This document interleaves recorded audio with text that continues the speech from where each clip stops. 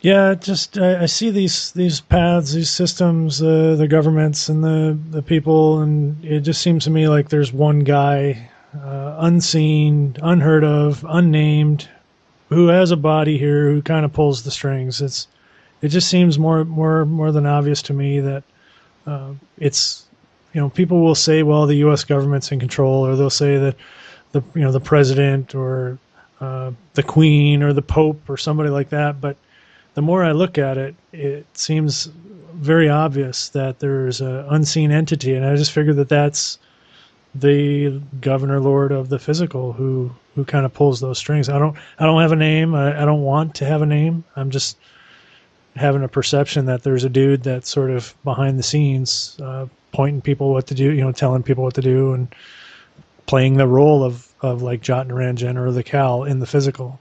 Yeah, that's very realistic too. It does break down to one person, and that one person delegates. In other words, just like we supposedly, and this is really a supposed, elect the president, well, it appears as though we do that, doesn't it? And it appears that the campaigning that's taken place is realistic when really it's all deception. These people are actors, and that the individual that's going to be appointed is already chosen and is already designated. This is already a done deal. So again, before the race is even on, supposedly, this is all an act to the public to make it look like it's very official.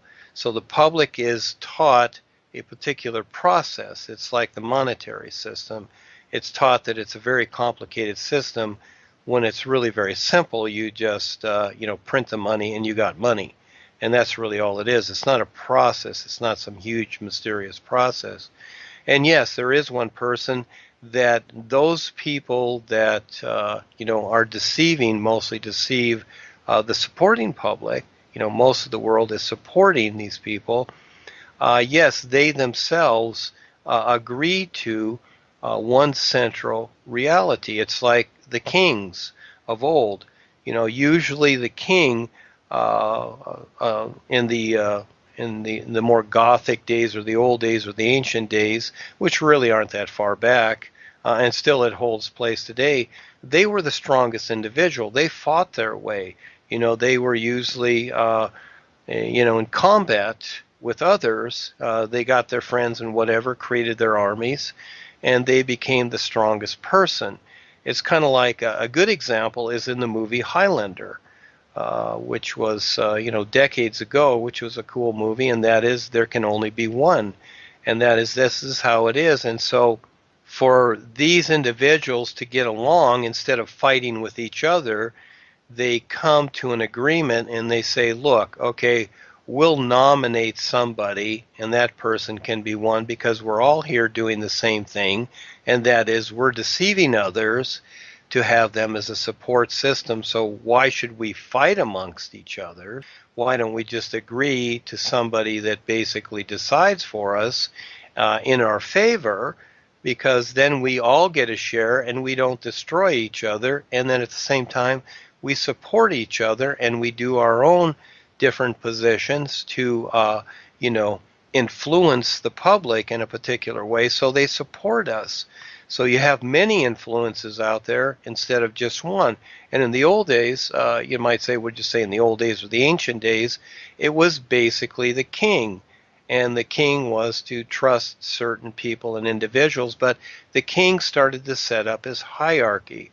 This is where the kings and that created the popes and what have you.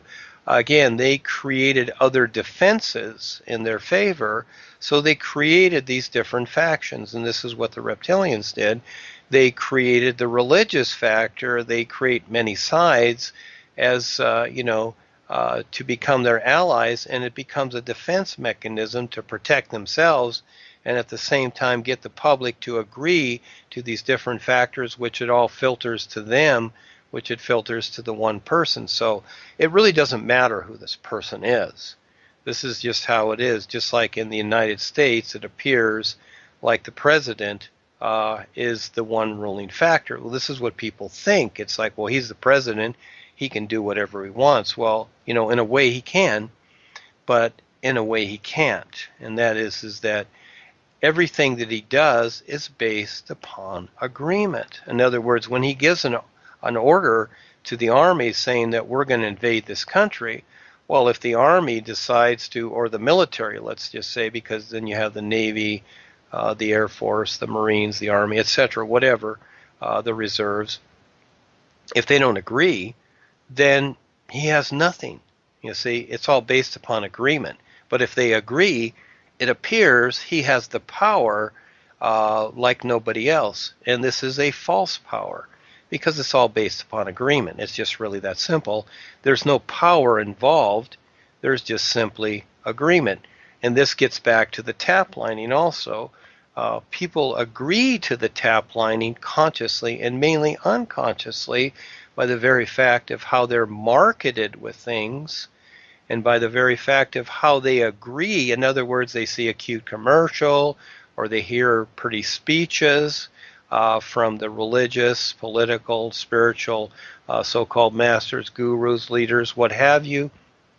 They hear these pretty speeches and all of a sudden they emotionally agree. For the most part, they emotionally agree. It's just like when Obama became president, a lot of people sat there and cried and thought, oh, this is so wonderful, this man's so wonderful. But they really don't see behind the curtain.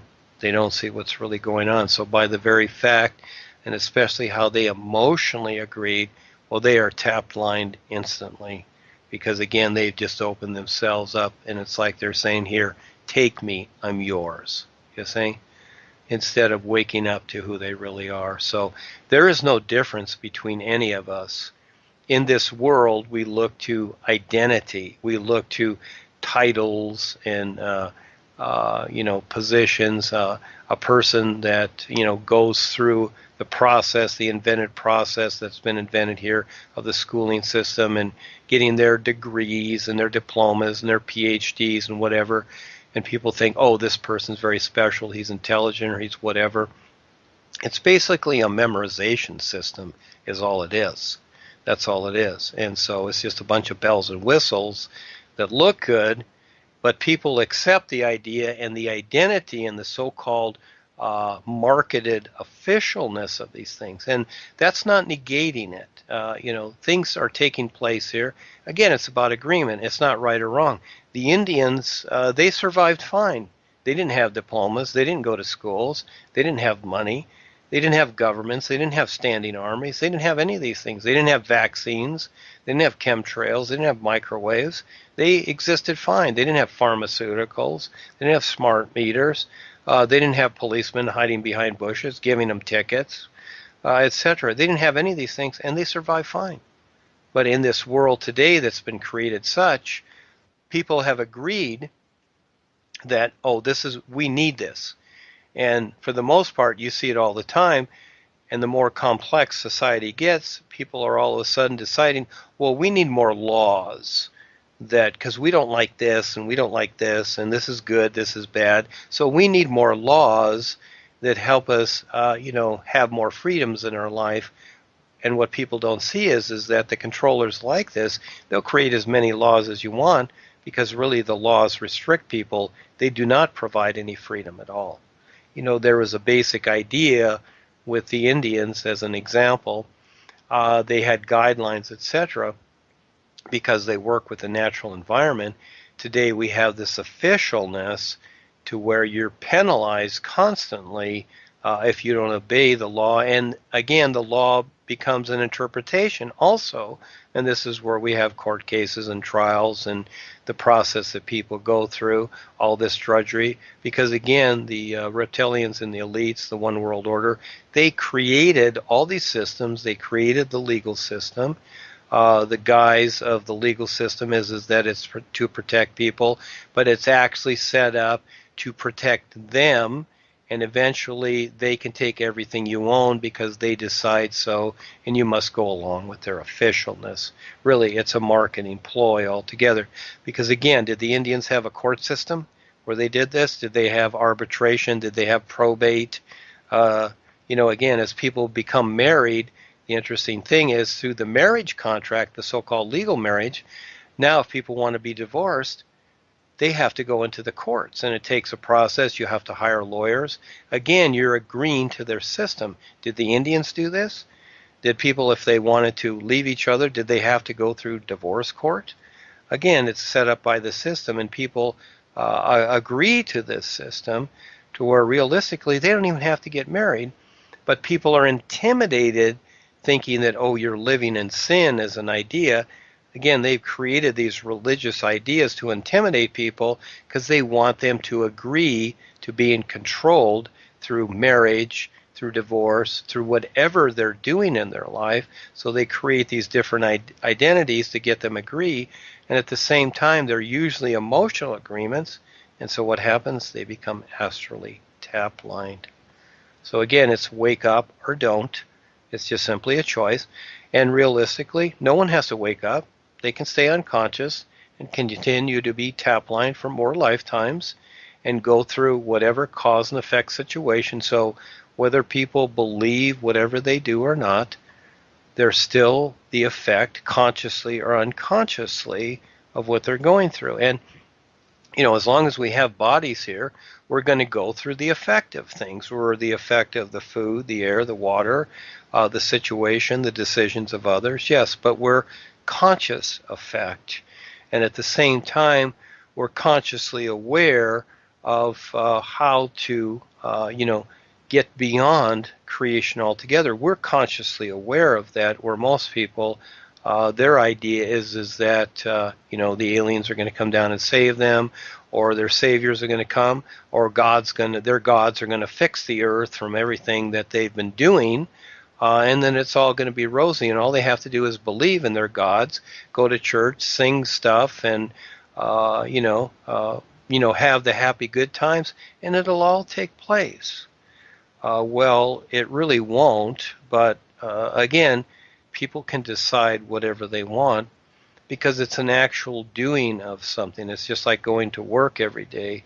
A person can believe that, they don't have to go to work, that because they believe in God, that they can just stay home and sleep late, and that, the business they work for will send them the check. Well, it really doesn't work like that, does it? So the belief factor is very interesting.